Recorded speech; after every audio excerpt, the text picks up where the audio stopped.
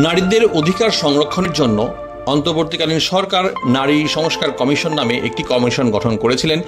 সেই কমিশনটি তাদের রিপোর্ট জমা দিয়েছে ডক্টর মোহাম্মদ ইউনূসের কাছে। এদিকে ইসলামিক দলগুলোর মধ্যে অন্যতম একটি ইসলামিক দল হেফাজতে ইসলাম সেই নারী সংস্কার কমিশনের প্রতিবেদনটি বাতিলের জোর দাবি জানিয়েছে, আর জামাত ইসলামী দলটি সেটি প্রত্যাখ্যান করেছেন।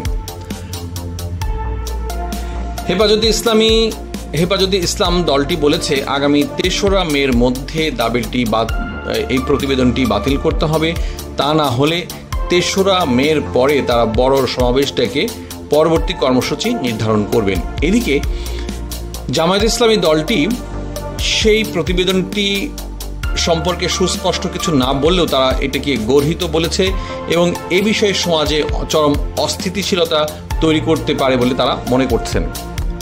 উল্লেখ করা যেতে পারে, বেসরকারি সংস্থা নারী পক্ষের প্রতিষ্ঠাতা শিরিন পারভীন হককে প্রধান করে গত 18ই নভেম্বর নারী সংস্কার কমিশন গঠন করা হয় এবং এই নারী সংস্কার কমিশনটি 443টি সুপারিশ তারা অন্তর্বর্তী সরকারের কাছে পেশ করেন। অন্তর্বর্তীকালীন সরকারের প্রধান ডক্টর মোহাম্মদ ইউনূস সেই সুপারিশের বেশ কয়েকটি সুপারিশ খুব দ্রুত বাস্তবায়নের জন্য বিশেষভাবে তাগিদ দেন বলে এক সংবাদ বিজ্ঞপ্তিতে জানা যায়। শুধু শ্রোতা, এই ধরনের নিউজ নিয়মিত পেতে আমাদের চ্যানেলটি এখনই সাবস্ক্রাইব করুন এবং আমাদের অনুপ্রেরণা দেওয়ার জন্য অনুরোধ রইল। ধন্যবাদ।